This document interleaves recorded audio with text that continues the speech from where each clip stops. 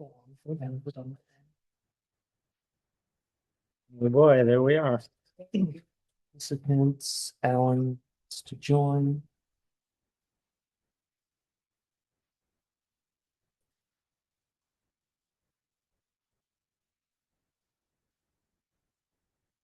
All set. Yep.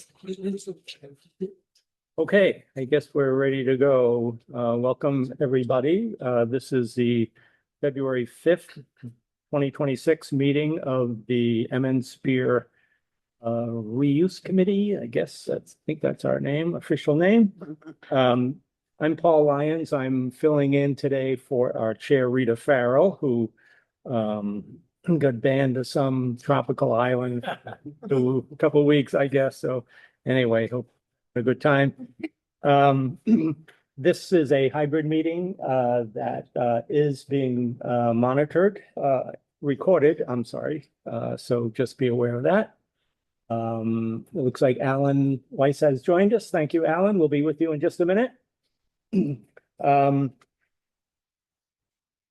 So any announcements or any important business that needs to be addressed right up front? No? Right. So how about if we review and approve the minutes for the February 22nd meeting? First of all, any comments or corrections on those minutes? I did have, I'm sorry. I don't have it. No, okay.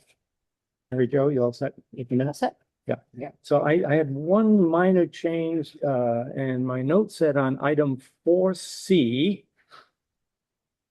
the well is contaminated with salt. Yeah, that's what, I guess since we're talking about both in this section, both the church well and the town hall well. Yeah. Thought it'd be important to clarify. 4C, just say the town hall well is contaminated with salt. I mean, the other one might be as well, but Yeah, we don't know that. So we're, at least this was referring to the town hall well. And that was the only change that I had. Anything else? No. So do I hear a motion to approve the minutes as corrected? so moved. Second.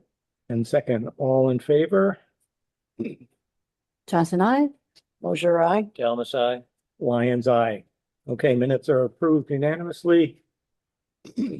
And we'll go to agenda item number 2, discussion with Alan Weiss about wells and septics. Alan's still with us? I don't see him anymore. I think he's still in the meeting. Yeah. Alan, you can unmute yourself if you're still there and join us. Are you here?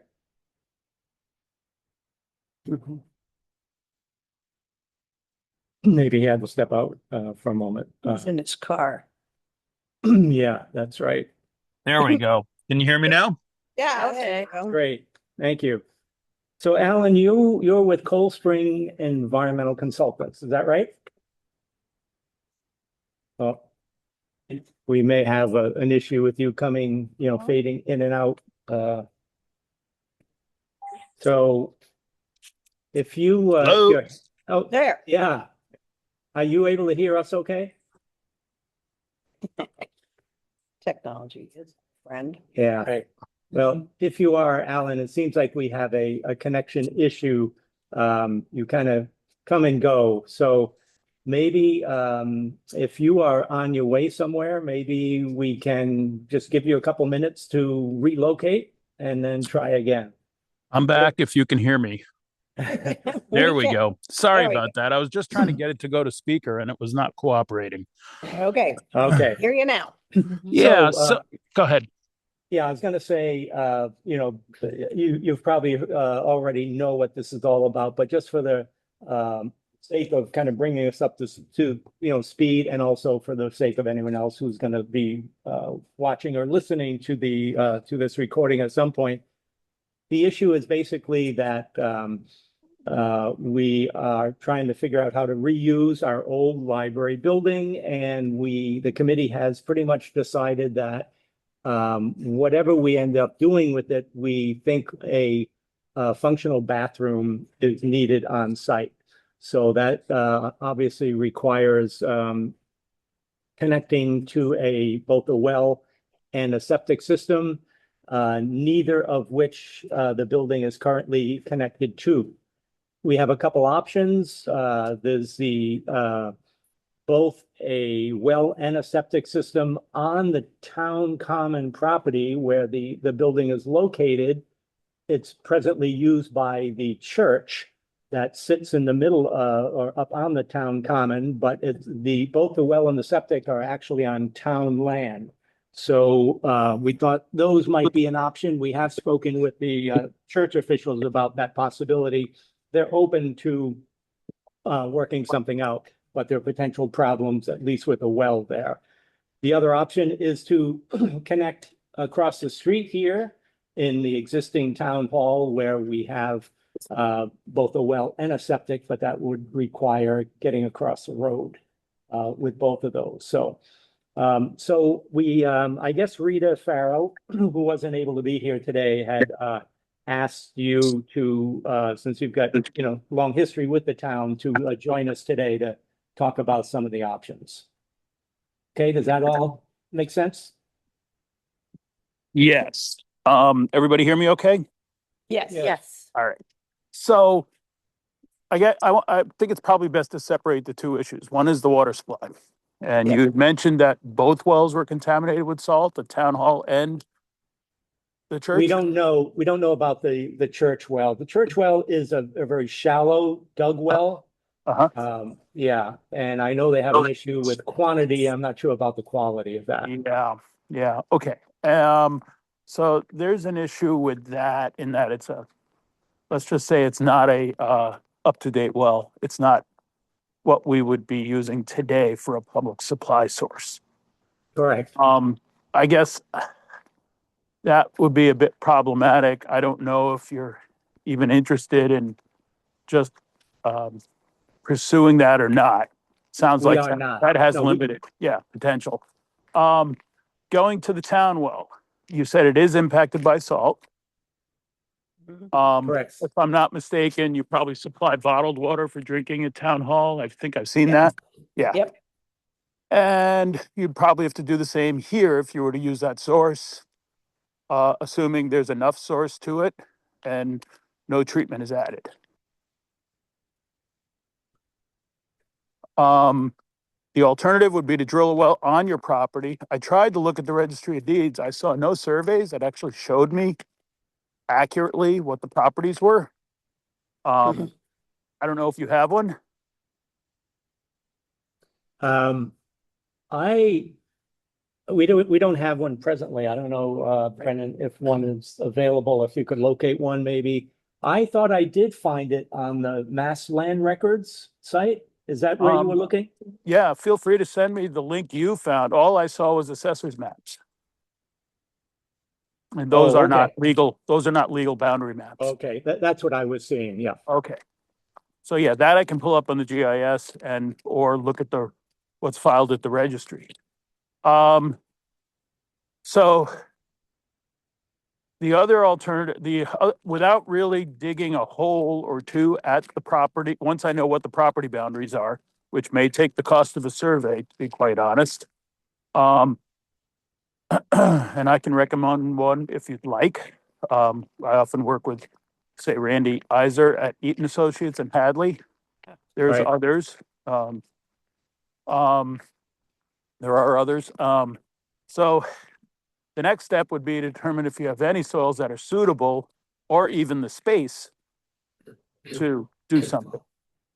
If you don't have suitable soils and you don't have the space, then we'd probably be talking about a tight tank, which would take a simple waiver from the Board of Health that you can't put in a normal type septic. I don't know how many employees or persons you're talking about or how many days of the week or hours. Do you have any idea of that? Stephen, would you want to address that, since you've been doing some of that research? I don't think we have any idea how how many people or? Well, I thought we frequency? discussed it being under 25 and blah, blah, blah, that limit.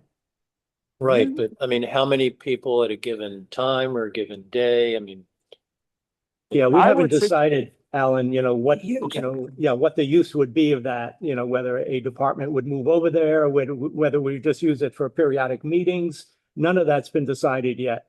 I You know, would and- say you may want to start with a meeting with your fire chief and your building inspector and find out what is the building suitable for before you spend money on water and septic. You may find there's other issues that you have to deal with before this. I don't know. It's an old building, obviously. Yeah, I would say you should start there, try to learn what legal capacity would be in their minds and types of usage.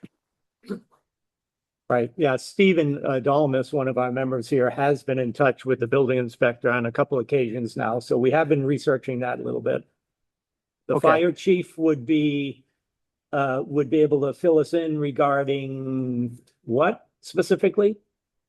The capacity of the building, the legal capacity based on square footage and height, ceiling heights and things like that. What, if is 25 realistic? And then go from there. Okay, I think that'd be excellent preliminary information because these septic and well regulations all want to know those numbers to try to identify whether there's sufficient capacity. You may be looking at a tight tank if you're limited to just that small property postage stamp that I saw on the assessor's map. But it looks like part of the abutting property is town property. But Correct. without a map of the church system, I don't know what is available there to use. So we'd want the records on the well and septic, if there are any, for the church. And of course, town hall, right. and any surveys that you may have. So that probably is a good place to start, this background information. And then from there, we can talk about whether we can get the highway department to dig a few holes for us as a preliminary idea of what you've got. We could do it in the presence of the health department or not. That's up to you if you want to make it, a legitimate attempt at a perk test. But I think Right. you really need to know how much room you have Yeah. first. Okay, so the assessor's maps obviously are not accurate enough. That's what I'm hearing No, you say, no, right? if you look at the GIS map, it shows the property line right through the building. Right, right. And But, I yeah, mean, if we knew though that, there are 2 or 3 different, I think, lots that are all town owned there. If we knew that, for example, a new well, we were thinking about putting a well out in the middle of the biggest one of those lots. We'd still have to get a survey done, you think? yeah, we need to know property lines. We can't Alright. just guess. Yeah, Yeah. Okay, yeah. And if you are gonna ask an estimate from a surveyor, you might let me talk to them as well, because they might as well add building locations to it and add topography contours okay, while they're out there, yeah. And driveways and so forth. And then of course, we can check with the Board of Health, try to see if there's any information on those 2 wells and septics we just talked about. Do you know how old the church septic is, or no idea? Oh, well, we have that. I think we do, yeah. Okay, Yeah, that's so helpful. Susie's checking our notes on, we did meet with the church folks, as I said, and we've also had a meeting with our Board of Health people, so. Um, Yeah. Date. Sounded 86. 86 was when the septic was Yeah. put in, The application was approved. right? We think it's a 1,500 gallon septic tank. yeah, and the seating in the church must be significant. I've never been in there. I don't know. It sounds like they don't meet today's standards at a 1,500 gallon tank, but I'd have to look at the plan from 86. This is the permit, not the plan. Okay, we have a permit Yeah, well, actually, septic system. Is yes. would that be adequate for you to see? And there's a map attached to it that's certified. Okay. I would take whatever you have on either property for maps and plans and permits. The more information, the better. You would take, meaning, Yes, for me to Provide to answer you. questions, yeah, about right? Okay. All right. Their congregation's quite small, Yeah, correct? this was for 150 people. They don't have. The permits for 150. Yeah, there's maybe 40 at the most, on a big day. And they don't use the bathroom. Very much. Okay, committee members, do you have questions for Alan? We have him. Well, the other question was about bringing the water from town hall under the road over to the Spear building and what kind of process or a general ballpark of what that entails. Well, basically, you got to find out first where it is on the property.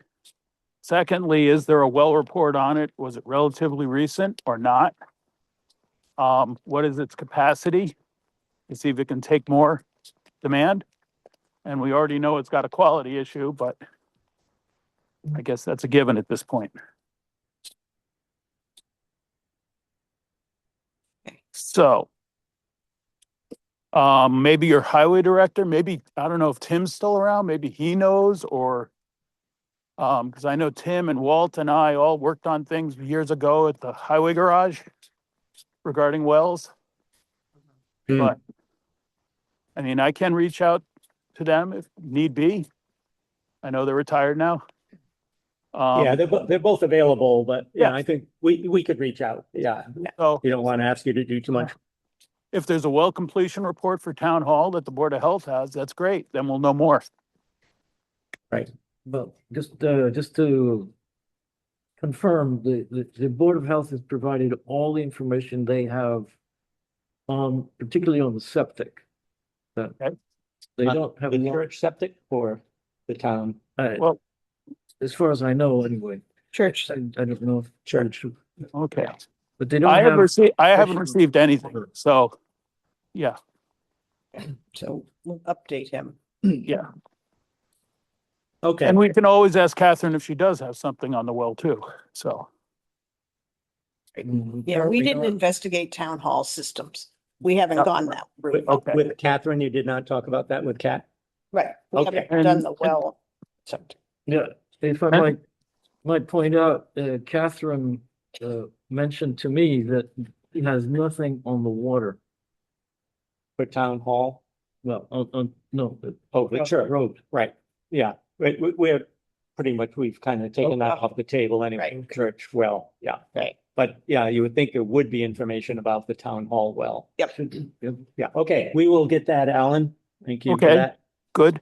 And then the rest of the answer to the original question about that is, then you're looking at the cost associated with trenching across the road. And you could get somebody like your highway department or somebody like Dennis Clark to give you an estimate for that. Yeah. Once we know that that may be an option for you. Yeah. It may turn out that just putting a well on this property somewhere that works with regards to all the septic locations would be the better idea. Just be prepared for that. A normal well these days, and 25 is a magic number. We probably don't want to exceed that because then you're talking about a public supply well. Right, right. We know So, wells are $15,000 now, basically with pumps and electric. I used to say 8 to 10, but we're really in the 12 to 14 range now. Okay, If you go the tight tank route, you're looking at about a $10,000 investment. If you go a leach, just a guess, if there's sufficient soils and room, you're probably looking at 30 ish on a septic, full septic for public use like that. These are wild guesses. I'm not sure until I really see the soils and the percolation rates, or if it's even feasible. Right. Of course, yeah. But septic start at 20 right now, and I just don't think you're gonna have perfect soil up there, so. No, a lot of ledge, I bet. Yeah, and I would upsize, if I did a tight tank, I'd probably upsize it to 3,000 minimum gallons. 2,000's a minimum. Okay, And if you have low flush toilets, even better. You know, obviously they almost all are by code now, so right. sinks and toilets and no showers. Yeah, Yeah. no laundry. No sink, no washing up, Right, just hands. right. So Alan, one of the other issues that, that's been brought to our attention is the potential implications of the, Article 97 restrictions. Have you dealt with those, you know, for, on town property where you're gonna have to go through the legislature to get approval for various modifications? I'm not sure what would fall under that. Have you dealt with those? I would Those have to issues? look into that. No, not off the top of my head. Okay, all right. No, you don't have to look into it. No, just I thought you probably might have- asked somebody like your former health inspector, Charlie Konecki. He probably knows about them because he just finished doing a lot of work on the Southampton Town Hall. Uh-huh. Okay, good. Yeah, our town council can look into it as well, but she said, you know, don't go to her until we absolutely have to, so, Yeah, yeah. okay. I would Any other- imagine that sanitation is exempt from the rules only because buildings need to have sanitation, period. Those, just in general, sanitation, water and sanitation rules trump a lot of other rules. Ah, Yeah, So I'm just throwing that out there. I'm not a lawyer. yeah, no, we were thinking that, you know, maybe a septic system would be fine, but a mounded system or, you know, even a tight tank may not, you know, I just don't know. So, we need more information about that as well. Now that I said it, I'll apologize for using that word.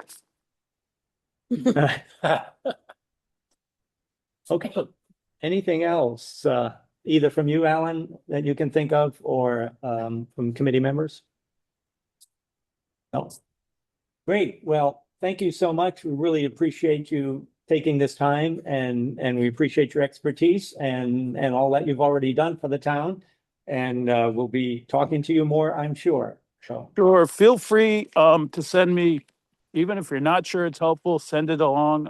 I always say more information is better than less. Right.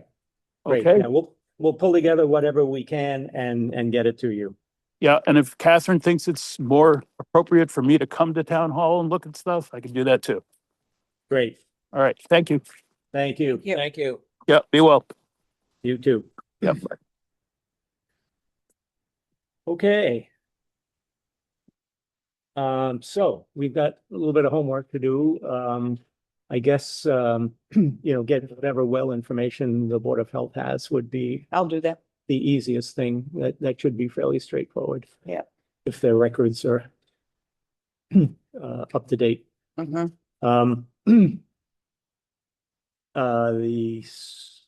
And we have the septic system information for the church. Yeah, I'm not sure about the whole mapping thing. It does seem like if we're not thinking, if we're thinking we can use their septic, we really don't have to do the land survey and the building could be here, because that's not likely. Yeah, it's just a connection between the two, whether, you know, the survey item, you know, impact. Right. Right. But yeah. But it's not yeah, Survey, yeah. yeah, and I guess to me, the next thing that would change our picture would be the town wells capacity. And if that turns out to not be adequate, then we will be talking about a water supply that's different. But it also goes back again to the use. If there isn't a resident group there every day using the systems, then that's pretty different. And so I guess I feel like we're chasing our tails a little bit. Yeah, And he, you know, he was saying the use. Well, we haven't Your report will actually tell us where we're at. Hopefully it'll provide some clarity. Mhm. Yeah, I mean, everything you say makes sense, Susie. I guess the thing that could trip us up though is if how they calculate that, 25 person Yeah. capacity. Right. And if you suddenly add a separate building to this existing one on the same well, then, what is the number of people that they're factoring in for that? How many do we have here? Right. Are we suddenly getting over 25? Does anybody know what, so there's a capacity yield test, so find out what the capacity yield is, right? Right. So I think Is that, there a well, minimum for, say, a building, and then if we add, a small building, do they define that? Good question. Yeah. Because Maryland is where I'm from, for residential transactions, 1 gallon per minute is the minimum, although experts say 4 gallons per minute is a better minimum, functional minimum. And if you got 8 gallons per minute, you've got a really good well. But I don't know how that would translate into a building like this. right. Right. I mean, when you think of how this building is used, I mean, if you had a family of 4 people, you're probably using a lot more water than you ever use here because you're not Right. bathing, you're not showering, Right. you're not washing dishes, Right. Yeah. cooking, all these things. And clothes. People, and a lot of us, we come for a short period of time. And unless it's like, oh, I need to use the bathroom, Right. we go home and use the bathroom. Right. Or we use the bathroom before we came. Yeah. Right. Right. Um, The problem is, the state regulations Right. are probably not factoring any of that in. Right. They're saying, how many people? Right. This is what the requirements. But then how much leeway can we get from the Board of Health? But I thought that part of our research so far has talked about if it's being used as a department versus Right, just infrequent use. right. And then when it's talking infrequent use, then it had a parameter of the 25 people. I thought that's where that came from. Well, you're talking about that chart that I provided? Yeah. Yeah, well, the chart, there was a number for if it was meeting space, there was a number if it was institutional. Right. And I don't think we got And it the wasn't- chart itself, but I think you referred to it. I don't think we ever had it in our hands. So, But didn't that relate to building code issues versus Yeah. like water supply requirements? Yeah, it was building code, how many.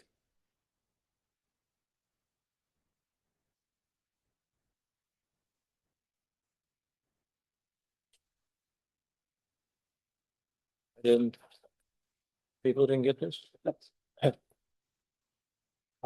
Yeah. Yeah, everybody can have that to enjoy. so Alan started off saying we need to know where the use is. We're not ready to make the decision about the use because it keeps fluctuating. Right. But is your information going to help us? Well, I Yeah, think no, sir. there might be some clarity, so. Okay. You want me to, we move on to Okay, that? yeah, let's go to that. All right, so when I touched base with Jim Hawkins, I was asking, based on our last meeting, about if it's a police station. Mhm. And some of the questions I threw out are like, these are some of the improvements that I would imagine. Partitions to create offices and closets, replacing the composting toilet with a functional toilet and sink, replacing the floor furnace with additional mini split or splits, and upgrading the electrical service 100 amps and obviously some other electrical. So, I start with that, and then he says, well, is it offices for the police or is it a police station? Oh. Oh. If it's a police station, it falls into the institutional category. And then he also said, are any exterior, remember, originally he talked about if you opening walls on the interior, doing Right. gut rehab. But then he also said, are there any exterior walls being opened or added to the building? So, is there any like significant changes? Like would we be putting in, say, double doors or, Mhm. or an addition or all that? Okay, None of which, we are Right. thinking. But then he starts going, and I'm going, oh, and then there's this whole thing of holding cells. Right. That's like a whole nother right, category. right. Um, so, what he sort of, I think, concluded with, he said, you need architect who's knowledgeable with the code regarding institutional structures and requirements to create plans to submit for review. But it sounds like going with a police department, a station, it's going to trigger possibly some significant expense that until we have an architect involved, we're not going to know.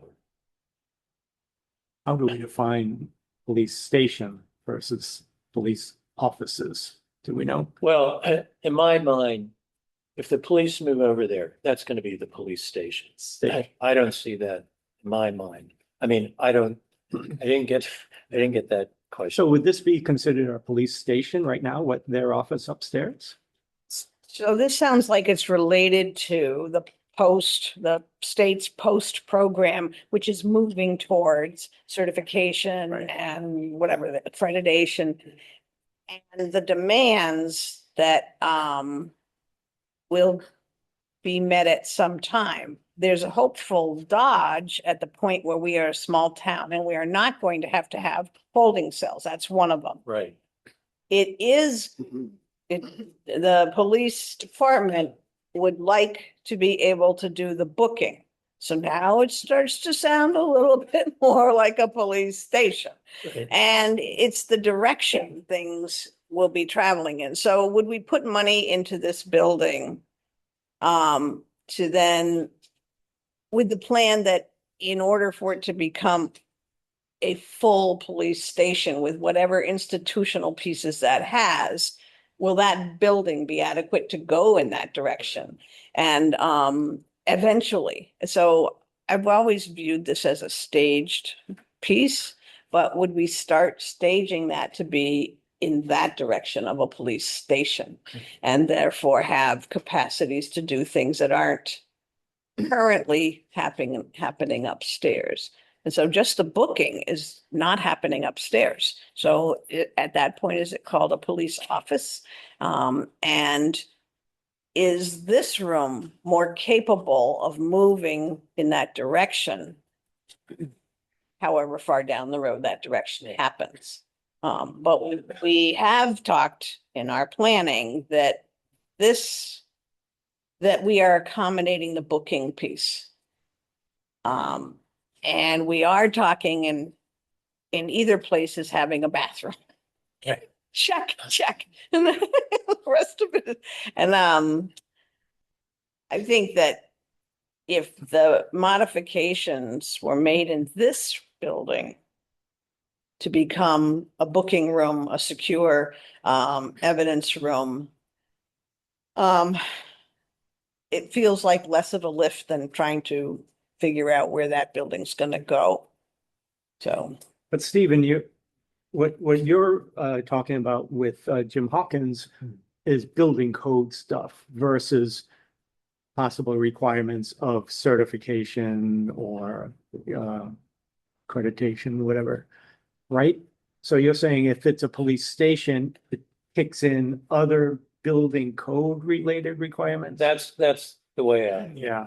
So maybe unrelated to whether they're certified or accredited, right? Right. Yeah. I mean, I don't. And that's what I guess we would need to know what, what. does Well, that mean? yeah. So I don't know how much information he can give. right, without the architect. I think, you know, Jim? yeah. Yeah. I think based on our last conversation, it sounds you need to get the professional, say, architect who has experience, who can guide us and, who would come, look at the building and be sending, a simple plan and you know, Make this a police station. Yeah. right, and What do you have to do? yeah, what do we have to do? And Right. can we do it in 900 square feet? Yeah, Right. boy. And I don't know that we need to go that way. Because it sounds like now the threshold for using that building at all, especially in dealing with Jim Hawkins' sense of what he needs, what needs to be known, will require an architectural step, getting an architect in. And then the architect's gonna want to know, what do you want out of this building? Right. And so if we're only like casting around for, maybe it's this, we have to pay for the architect to listen to us say, well, maybe it's a this. And of course, the police department would be involved in that, maybe it's a this. I don't, this road does not sound like the road I want to go down. I just, Yeah. seems like a big step. So even if it doesn't mean code per se, it means thinking in terms we haven't been thinking in. Right. And that seems like a lot. Well, we're doing a great job of generating more questions, sure, and more expensive answers. Right. Um, Just later we move to town hall.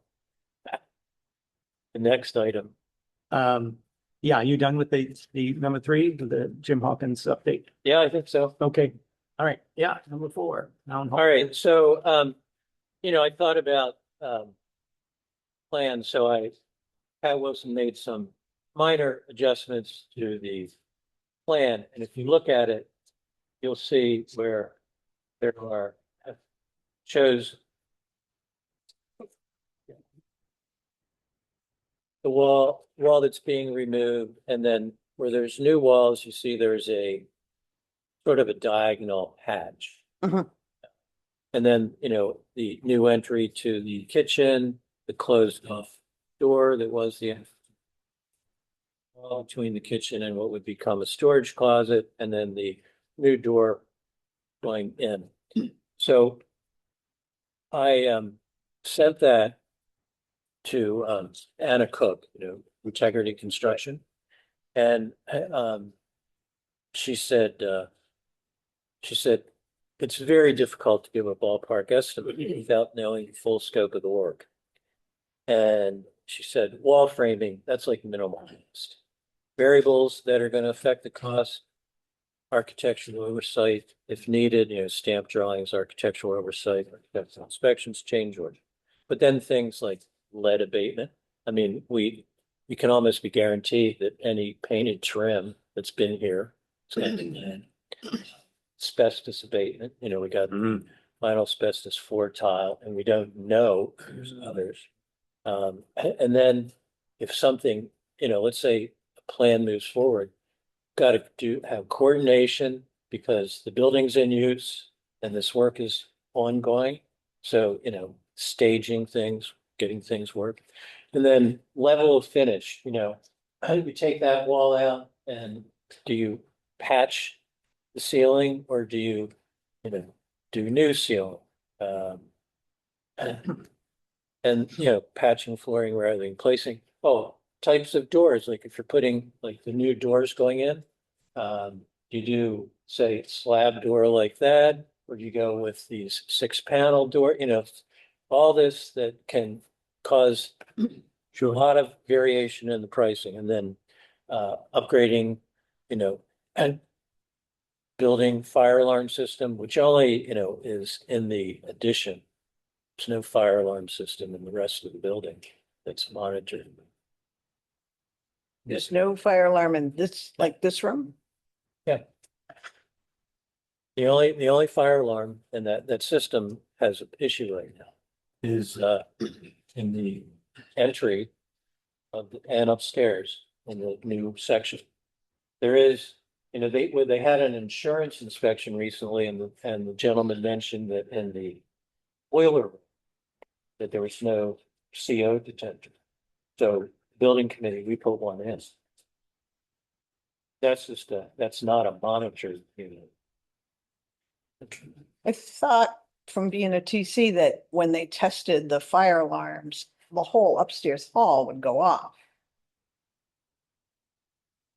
So I thought that qualified as being a fire alert. Well, I don't know that I can answer that, but I think the only sensor Okay, is only in the back. It might, I mean, certainly the Okay. building's small enough that you would know, but the fire is up closer to the front. And then, there's the question of in newer construction or changes, do you need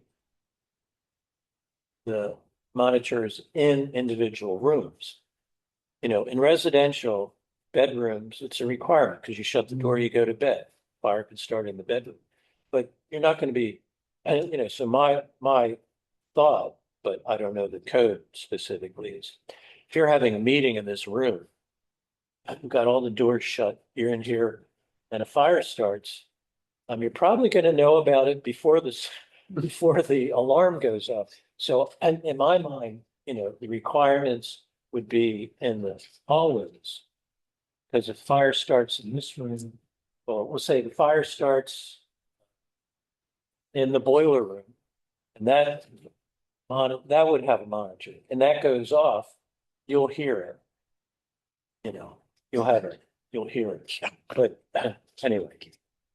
And then, the kitchen, those cabinets that are in there were kind of built in place. So they're not individual cabinets. So it's not easy to change, cut through and change and modify. And I think we'd all agree that kitchen cabinets are not the most attractive. So then what do you do, if we're doing all this work, how far do we Yeah. go with the kitchen? right. So, as you said, you need a detailed scope of work to proceed. So, who's gonna do that? And then detailed drawings that reflect that. And she just threw out, she said, I don't really know where to go with this, but she said, 100,000 plus minus, and I'm like, whoa. But, when you think about lead abatement, asbestos abatement, those things aren't cheap. And, when they find more than you thought. And so not, so again, it's like we need a lot more specifics, which would take a fair amount of time. And some of this, we could generate certain things, but there might be things that, say an architect might say, given what you're doing, we're going to need drawings. I mean, we're probably going to need drawings to have it looked at to see if it kicks in the certain code requirements. And Okay. just lead abatement would mean would not be able to be here for a while. I mean, this would be sealed off. Um, Oh, well, my limited experience with that is you can do like a plastic containment area. yeah, And then you have a fan, which is essentially pulling air so that any lead dust that's floating around within the containment area is sucked in, goes into a HEPA filter, and it's filtered out. and we did this at UMass. Okay, so yeah, Experienced it firsthand. yeah, Floors, pipes, lead pipes. The outside insulation. But you could do like individual rooms. I think that's can, what you were you can. suggesting, right, Stephen? Yeah, you don't have to have everyone leave the building. right, yeah. But again, so I mean, if no one was occupying the building, it's going to be less expensive because if you have to set up a containment area, take that down, move to another space, it would make sense to me that it's more costly to do it individually, but that's the way we would probably have to do it. And then there's quite like all that window trim over there. Those are all replacement windows. Is that new trim or is that old trim? And does that have until somebody evaluates? It would surprise me with a public municipal building that somewhere along the way, there haven't been requirements to assess lead and asbestos and things like that. So maybe our first step should be to ask, research, see if there's information already available. Rita may know that, but, or some other Date. officials. I think, I mean, up in the attic space, there's a little bit of pipe lagging that probably, given the vintage of it, probably has asbestos in it. But it's up in the attic. It's not an area where people go. Same thing, a lot of people say, oh, you've got this vinyl asbestos floor tile. It's a composition that has asbestos fiber in it. And the way you get the fiber out is you have to pulverize it, sand it. I mean, you have to, like if we picked up a piece of that tile and broke it in half, there's no asbestos, and it's not, the asbestos isn't kind of oozing out. So this is really a very low level of concern, but the adhesive, so asphalt-based adhesive that was used for a lot of this probably is under here. That has asbestos fiber in it. And that's more of a concern. So if you take up some, then you have to deal with that as well. Right. And the town has some experience because they did that in the front hallway. Right, and I assume that one section of newer flooring there. Yeah. So they, and I think, looks like going out into the hall. Right, all the way to the. Yeah. Mhm. So some of that has been done. Mhm. But in my mind, this, you put a wall up here and other partitions. Again, I don't know what the specifics are, but the floor itself is not a concern. Now, if you're securing, say, a plate for a wall, puncturing it, does that, in theory, Right. elevate it to a level where, you have to abate all of that Right. wall section? I Yeah, don't know. because we're not necessarily talking about replacing the floor, but how the building activities that go on top of it happen is where you're thinking it's more asbestos abatement Potential. potential. I mean, in my mind, if this was my house and I was gonna put some partitions in the basement, I would not have a concern about this, and I would just leave it. Or if I wanted to put something, I put it right over top of it. So thinking ahead a little bit, I mean, one of our agenda items today is starting to draft a recommendation report outline, at least for the select board. That's going to be a challenge, I think, but a lot of these kind of questions, I mean, do we need to do lead and asbestos abatement? We don't know. Do we have any lead or asbestos information? Right. If not, maybe we need to get that, sooner rather than later. So that we can, and these are the kinds of things that we put in the report to the select board. So they have a feel for, okay, I mean, maybe just the reconfiguration of town hall is not going to be nearly as simple a task as we were originally led to believe. We're looking back across the street, for the police department or something else. So anyway, thinking about, what big questions we have that we need to make sure we pass on to the selectmen so that so they can start making some decisions. They're the ones that get the big ones to make those decisions, not us, right? Right. Um, But I guess I felt like our charge was sort of to see the path through this and like you said, we've raised a lot more questions as we try to see the path. But I was just thinking like, okay, if we end up starting the path here and changing this building, it doesn't affect anybody. If there's a time lag here, except for the select board meetings would have to be in a different place if this room started being deconstructed or reconstructed.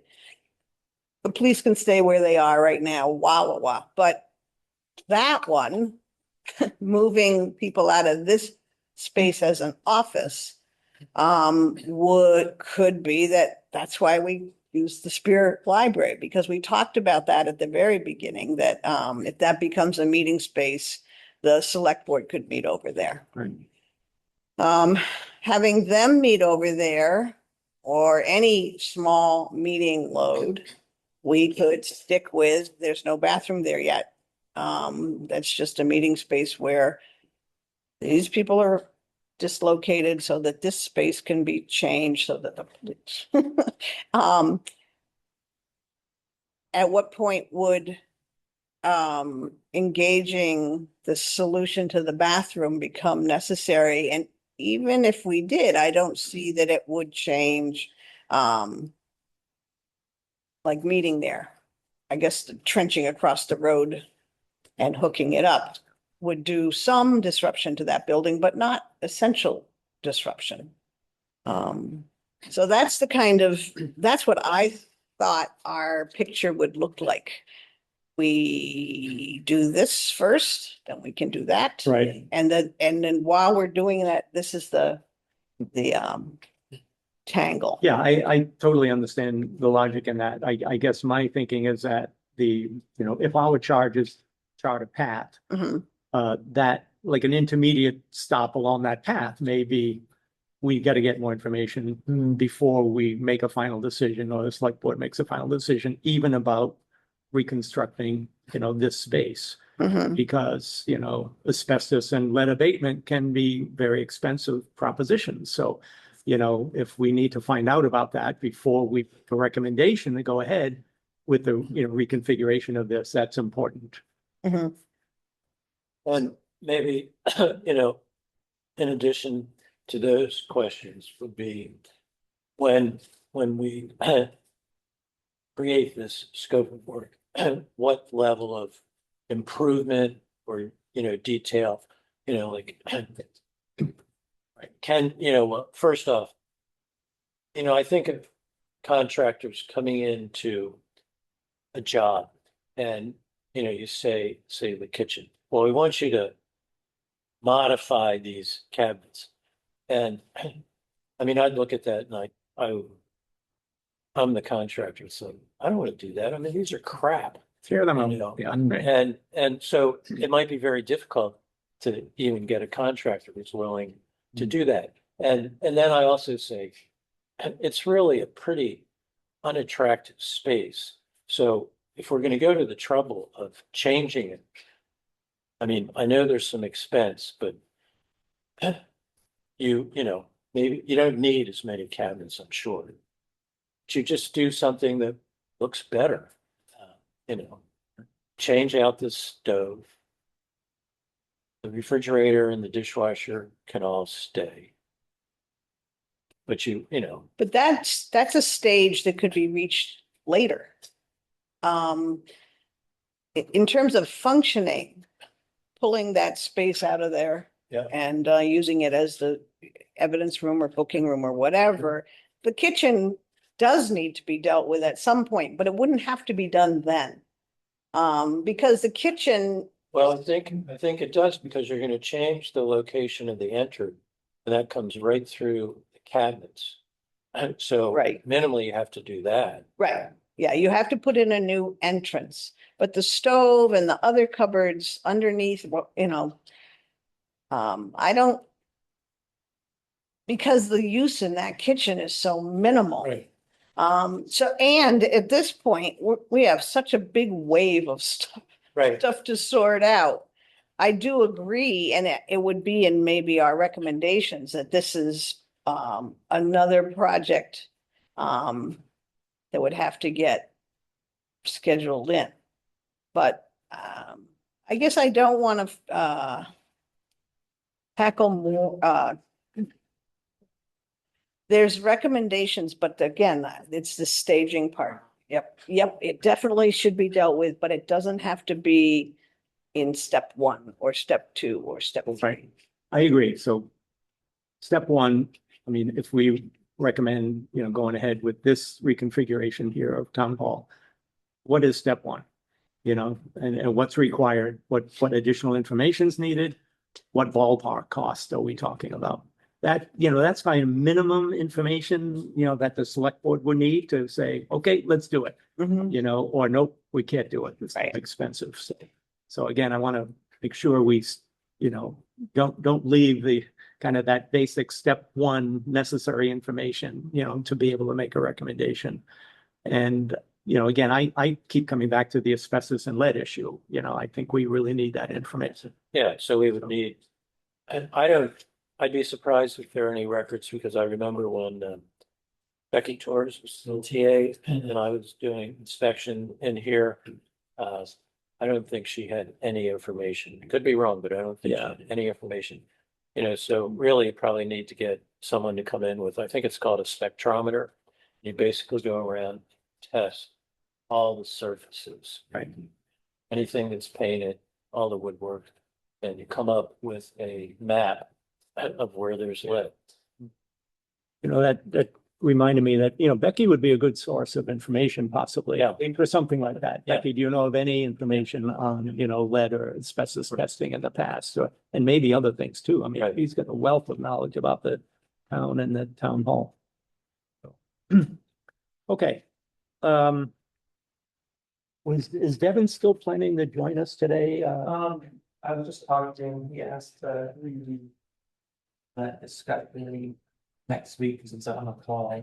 Okay, I did come and talk to him on Monday, because I thought this might happen, so I do have some of his input.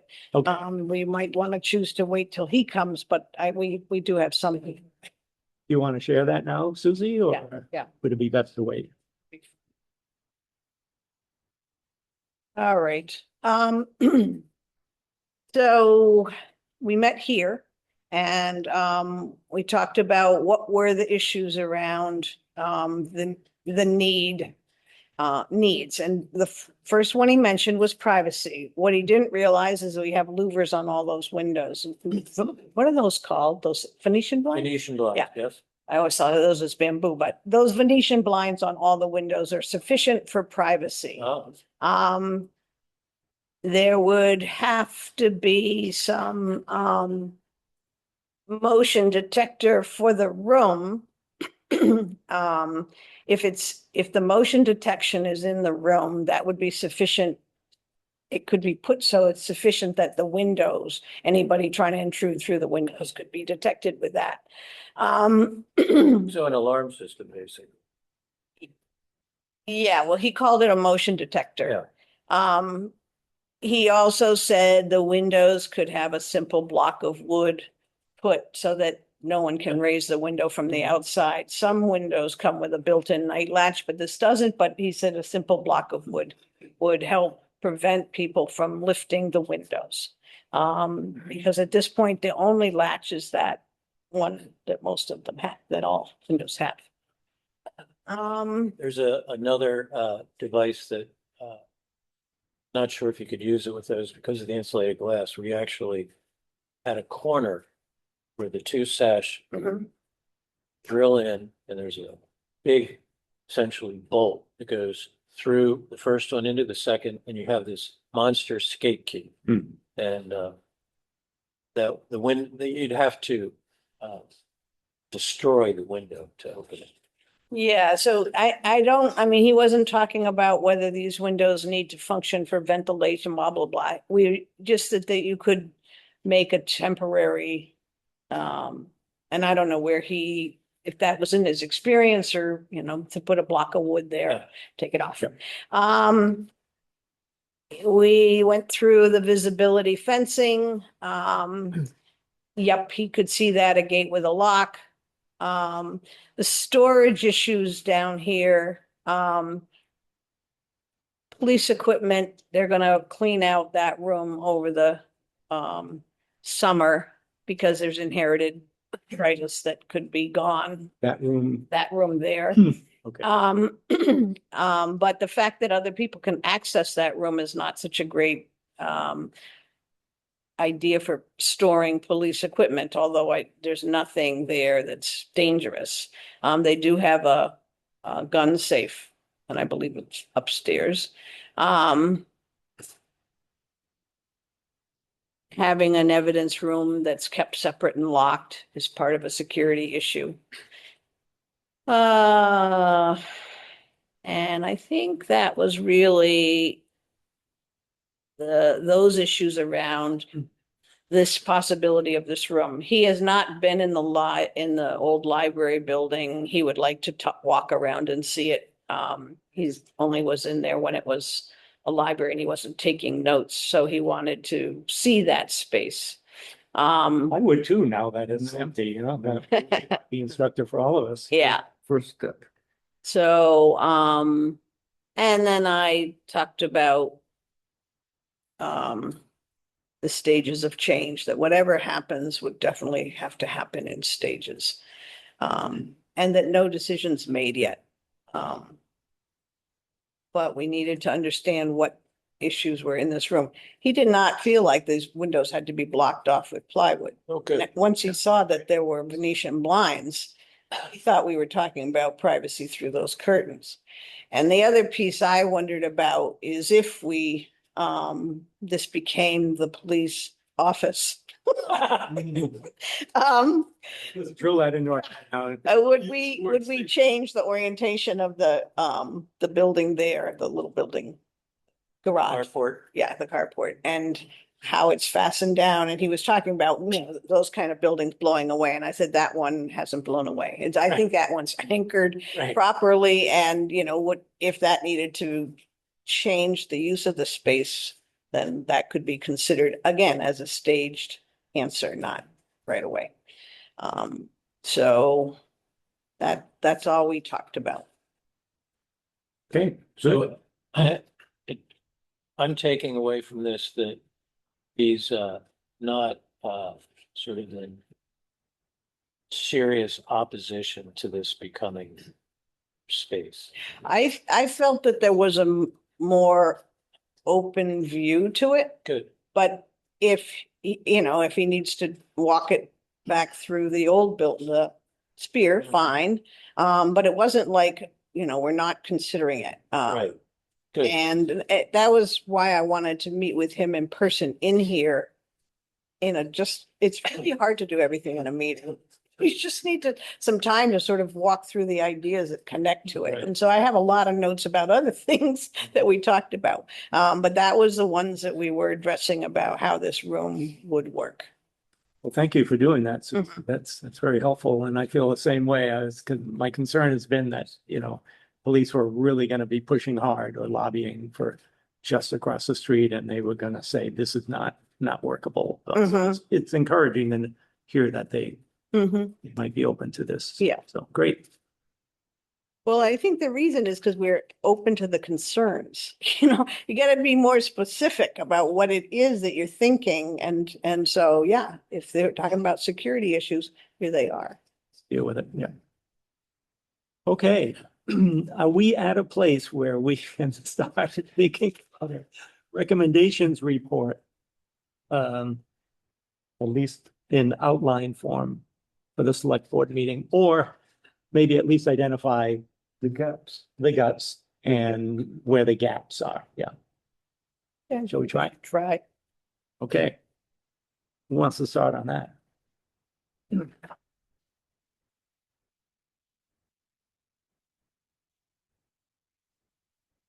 Obviously, we'll just, you know, start off bringing them up to date, or Rita will, you know, on, you know, our process, you know, where we started, where we are now.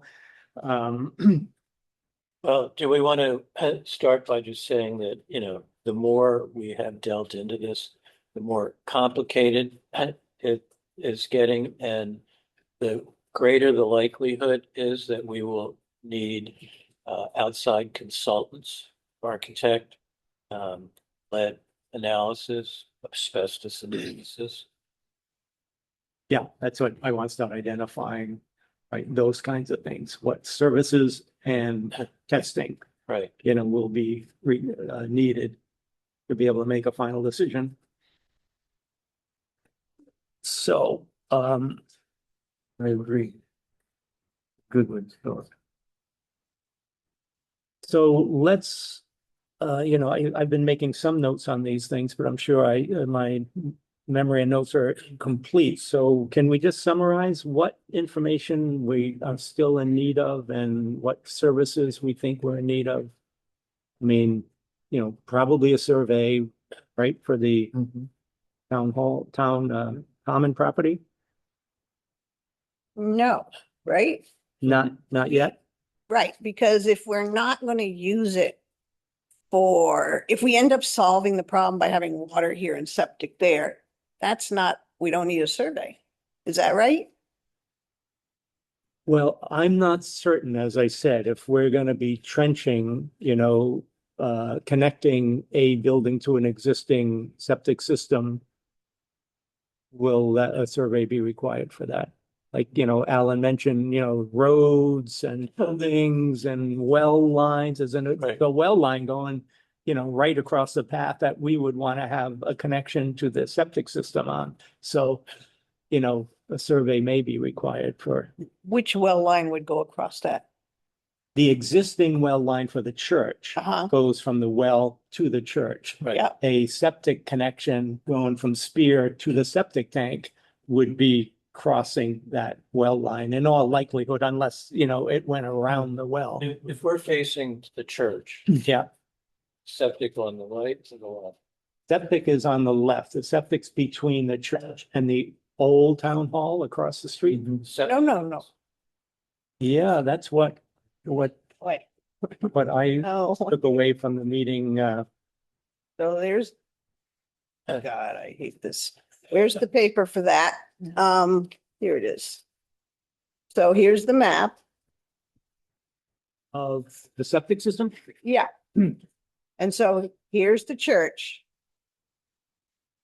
Here is the library. Well, Here's Hmm. here's Leverett Cooleyville This Road. is the Here's the plan, town hall. yeah. So whether this is the as-built, And there's, And there's there's the septic, it's and cool. here's the Yeah. leach field. Right. okay, that's So, what I originally thought, and somewhere along the way, I saw something, or I thought Chris Foote told us that the septic system was. it is not. It's definitely not there. Okay, well, that's good news then, Lots of if that's the case. indicators for that. I'm wondering if he confused it with the well location. The well, The well is down the front. dug well. And now this property is just like that. Yeah, there's- yeah, road. So this appears, Yeah. No, this was a location here that, Nope, Yeah. it is definitely over here. I remember him saying it was next to the fire escape. Yeah. Which is on that. okay, Yeah. all right, great. So, Never mind. so the water comes over from town hall. The septic connects this way. Right. And we're not proposing, if we go that route, we don't need a survey of the property. Yeah, I think if we go that route, what we need is we need the capacity yield. Yeah. in this well. Yeah. And we need to know how that affects whether or not we can use that. Right, And then. Yeah, that's the f- An estimate that's the first, trenching cost. And what, we need to be below frost line, so it needs to be 4 feet down. Yep. Water line. So the question is, what are we gonna hit? so there's, this is slowly trying to come into view. There's the water and septic for the Spear, that piece. And that piece is kind of regardless of what else happens here, right? So is that the first piece? And that first piece of water and septic is to assess the town hall well supply and the cost of trenching. Because they want to know the cost and the cost of hooking up to the church. So that starts with the assumption that, the committee has decided that a functional bathroom needs to be put into the former. Well, it doesn't even have to be our decision. It's like, if you go Right. this route and they can make that decision. But a component of a plan could be septic and water over at Spear. Could be. And here seems to be a doable one. The most doable, Mhm. probably. Right. Okay, From my notes, just to, I think it coincides with what Stephen Uh-huh. just said.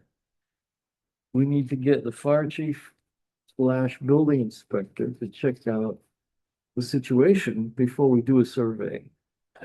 In other words, the survey cost could be avoided knowing a bit more about the capacity. I believe that was the point that you made.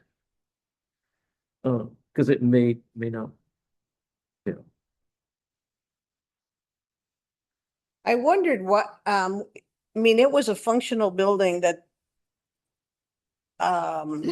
so not grandfathered use, but it was already being used as a library without the fire department reassessing it. Mhm. I guess maybe they would have to reassess it if it was going to change its use to say a fire office, I mean, a police office. This is based on what Wells was saying, right? Wells actually. Alan Weiss. Oh, sorry. Okay, yeah. Yeah, but I think that, when he was saying that, I was wondering, why would it have, if you don't change, You don't put a septic in. well, yeah, or if it's, Well, if we keep it as a meeting space, remember going way Yeah, back. right, my right. First interaction. Right. If it's a meeting space, Need, we don't have to do anything, no need. Right. Right. but we want to put a functioning bathroom right, and it's a meting space. right. Done. And so we can ask Leonard to make an assessment if we want, but it's not like a big deal. Because it was already being used by the town as a building that people came and went from. And I don't know that it's gonna change that much, in whatever plan we come up with. But yeah, he did have stuff about the, fire. I thought that was in connection with determining the legal capacity and that he needed that number to figure out whatever he needed to recommend. Right.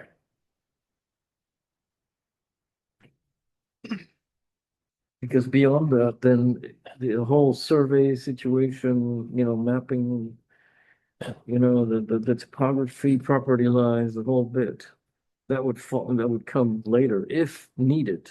Yeah, because that was talking about putting in a well and a septic system. And where they could be placed relative to property lines. And I think we may have arrived at the idea that that is not our first attempt. If we go that attempt, then we have a set of costs connected to it, a land surveyor. But if we go with hooking into the church's septic and trenching across the road, once we determine if this well in this building is sufficient, then those things fall away. Yeah, but determining if it's sufficient may require knowing what the capacity of the The building. use of it. Yeah, I think that's what Alan was saying. And the same with the septic, is that Right. they're going to be adequate and depending on what additional capacity you're adding to it. And that, relates to number of people. So, doesn't this mean we can put up a set of recommendations that go down this path? If it's just a meeting building with a bathroom and the T's not change radically, then then we're projecting a use capacity that's 25 people, blah, blah, blah. Right.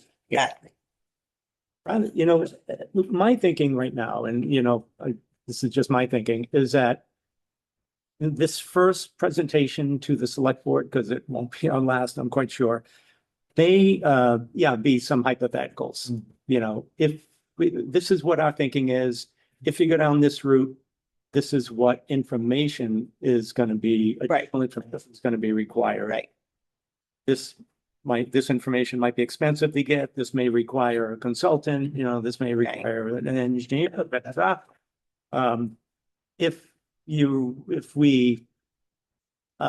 If you decide, let's hold off on the decision about that and just renovate existing town hall. This is the additional information that we feel we need to be able to make that decision. These are the ballpark estimates that maybe we've kind of gotten, even though they're really ballpark. Mhm. So, you know, that rather than kind of come up with a recommendations report, Right. it's more like a hypothetical options. I you think know, that's right. presentation. Scenario. And what additional information is needed for you, select board, to decide, to guide us on where you want us to head. So from that, which I think sounds good.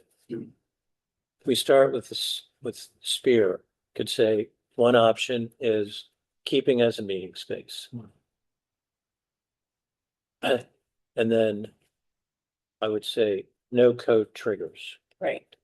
And then, but we would sit, you know, and if bathroom, then we need the capacity yield on the well to determine what the well can support,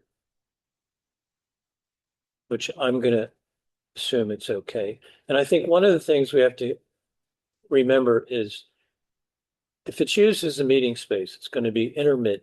The number of people will vary, and who knows, maybe there's a time when there are 50 people, you know, I'm just And- over right. there, but it's so infrequent. It's like, Yeah.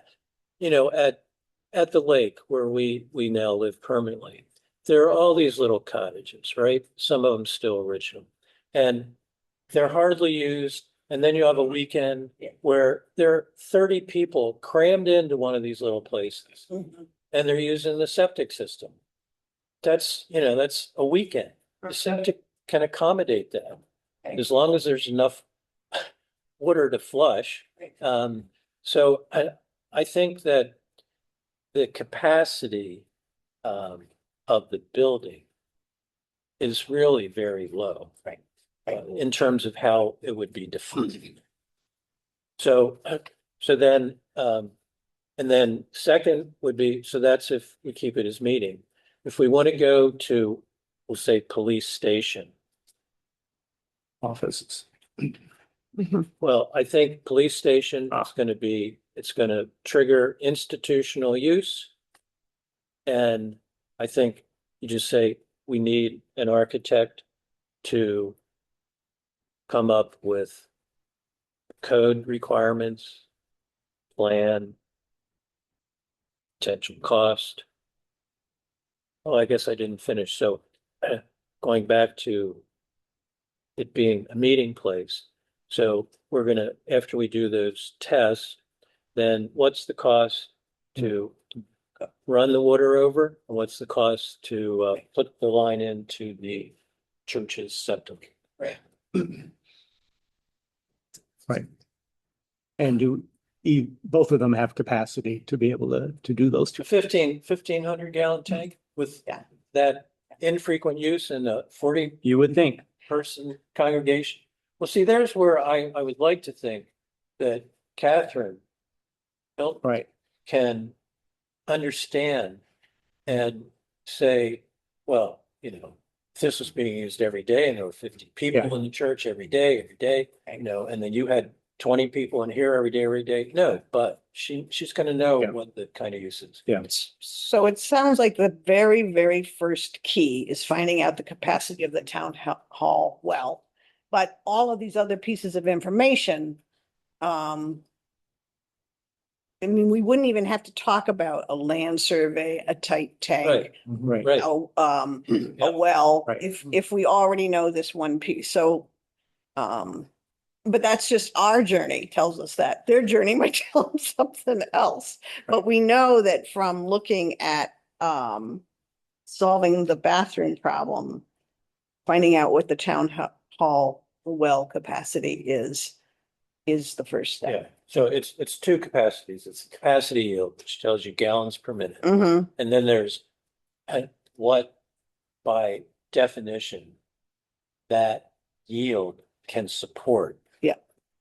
That's, and again, these bathrooms don't get a lot of use. And that one's not gonna get a lot of use. Right. So I'd be surprised If it changes it. if it's gonna affect it. Yeah. And Susie, you're gonna talk to Cat, see Yeah. if they have To find out about information that. on this. Plus, you know, anything that goes on there will be something that might have gone on over here. It's true. Which doesn't affect the capacity. Yeah. I mean, certainly if that becomes a If it was for meetings, the meetings happen here. yeah, Yeah. yeah. Susie, if you're talking to Kat, Mhm. would you maybe just ask her also if we, you know, Tie into the agreed, septic. tie into the septic there and assuming that is a 1,500 gallon tank? Yep. Would the Board of Health likely give us a permit for that? Yep. Or do you have concerns about Right. that? Or would you say no way? Yep. You know, that would be helpful information. Yep. All right, so you want me to give town hall a shot for the outline stuff? Well, Yeah. you know what I'm thinking, since it's almost noontime, I'm wondering if you're willing, Stephen, to just kind of outline everything that you're about to tell us and including what you already did as kind of a starting point. I'm not sure. We're leaving, you Traveling? know, next Yeah. Thursday and it's starting to get a little Yeah. frantic. And I have this CPC thing, which I want to talk Oh, about. okay. and Today? I have to, yes, because. Okay, do- right. So how about if well, I'm leaving Tuesday. Anyone else want to take a shot at I'll take a shot at it. Oh, Susie, you're doing everything. Shot at the next steps. Just of starting an what outline. be In here, focused on what would happen in here. Could you Sure. circulate it if, and people can chime in if there's anything. That violates OSHA. Yeah. Chime in, but you Can can be circulate. prepared. And so I guess we want to look at who's going to be at our next meeting and when our next meeting should be. Yes, yes. So why so don't, we know. okay, so why don't we leave this topic? You will, you know, get something started. You can send it around to us. We just can't really respond or discuss it. And then we will plan to discuss it at the next meeting though, which the proposal on the agenda was for the 19th. You won't be here, I think, Stephen, right? Or 19th of February. February? Yeah. I will be back. When are you back? I'm back the 17th of March. Oh, well. We're gonna have to somehow. All done. That was part of our planning. Okay, so we'll have to plan to meet without you once or twice, I'm afraid. So the 19th is our next schedule, the proposed schedule next meeting. Does that work for the rest of us? And Rita will be back? 2 weeks they were gone, right? And they left last Thursday. Yeah, she should be here. Okay, so if no one has a you know, a conflict with that except Stephen, why don't we plan on the 19th for the next meeting? Okay, great. So then you want to talk about the Yeah, CPC? so everybody should have a copy of what I have filled out so far. Here's some. Oh, no, sorry. It's all yours. So I could just kind of go through this and, you know, any comments, suggestions. So you can see so I listed that Rita and I are the responsible folks. I don't have a phone number for Rita. Put in her email, my email. And I have her phone number. all right, I'll put it.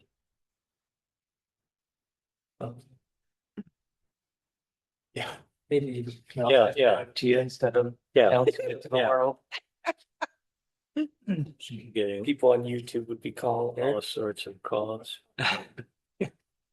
And they'd be coming into St. John's. Okay, thank you. Okay, and then the CPA category, smart preservation, project cost between 55 and 85,000. I also had a pretty in-depth conversation with Anna Cook about these.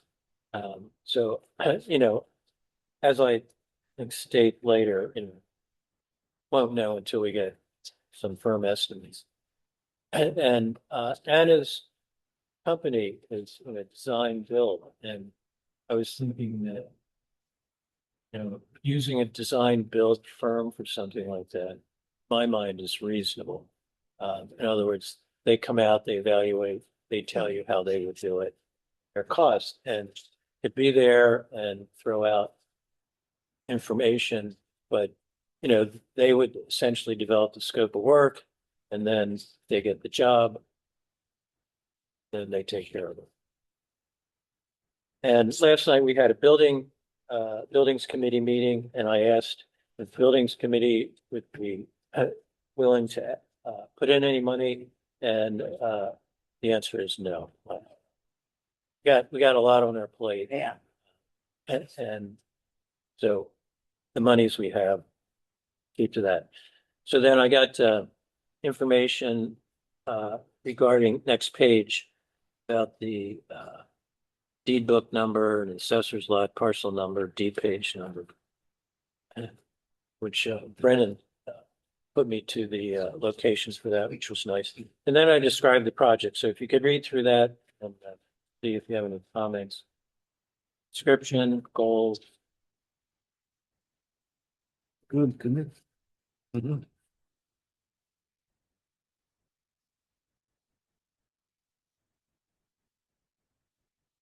Actually called dental molding, is that the right term? Yeah, Yeah, Like teeth.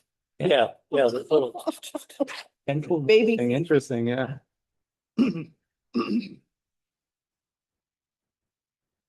Right.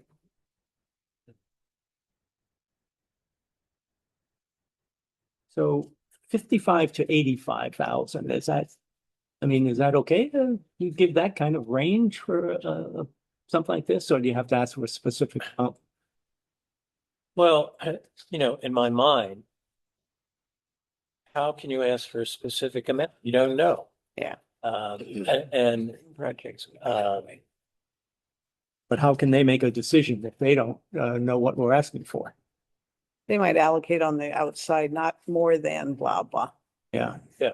Okay, yeah, and then if we get estimates and nobody can do it for that range, then we have to go back. Big sale. Yeah, get some more cans. I've been saving my cans. I need to take it up. They'll hang on. yeah, I do too. That reminds me too. So then, at the top of, I guess, page 3, they ask, it's question 3, how does the project fulfill the general and specific evaluation criteria? So if you go to the preservation plan, I just pulled out things that I thought met that, not that there might not be more.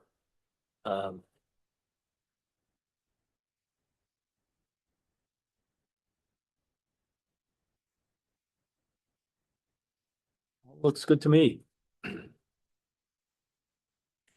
Let's see, the deadline February 9th. Uh-huh. Well, right, Yeah, and then timeline, again, it's like, so I put timeline, 6 to 12 months. Once funds are awarded, design build contractors will be solicited for project proposal and estimates, and a contractor will be awarded the project.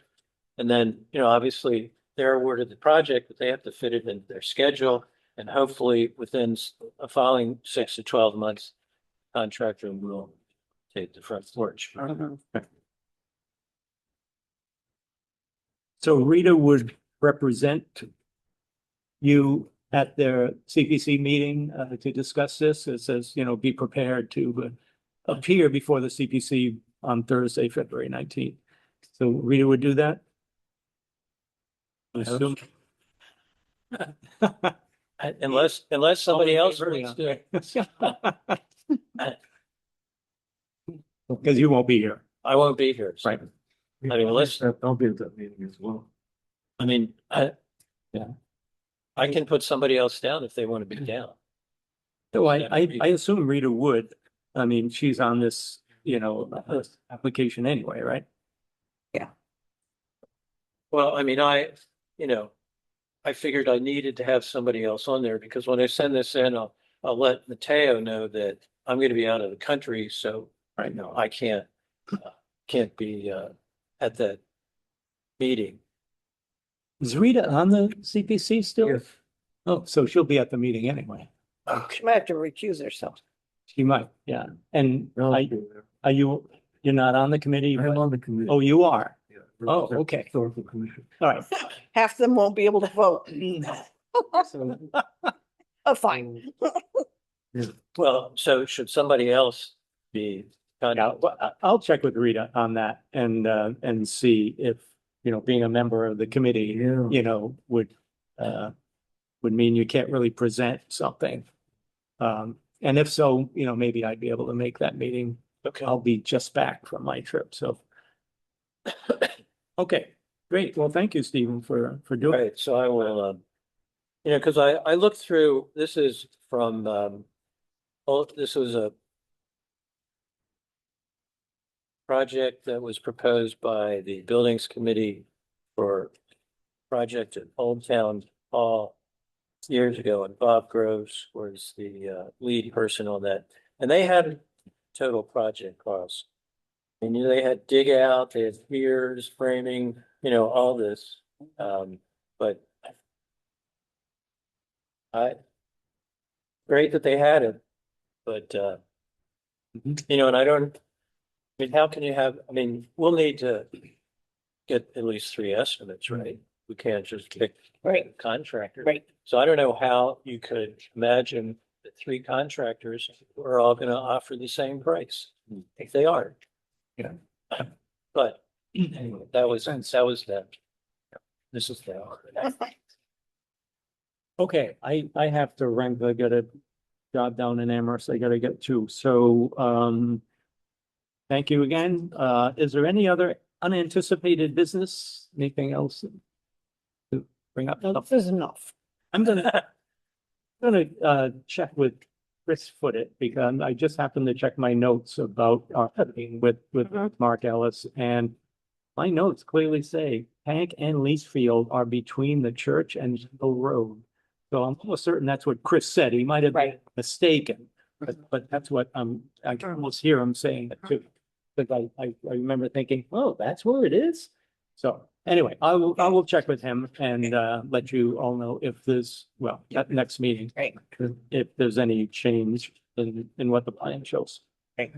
Okay. So I think we are done. We have a motion to Motion to adjourn, second, all in favor, Mosier, aye. Johnson, aye. Goodness. Lions eye, unanimous. Thank you all. And one thing I learned from Jim Hawkins, this is Off the record. not off the record, Okay. it's not related to our That I don't know. Buildings Committee. When we looked at the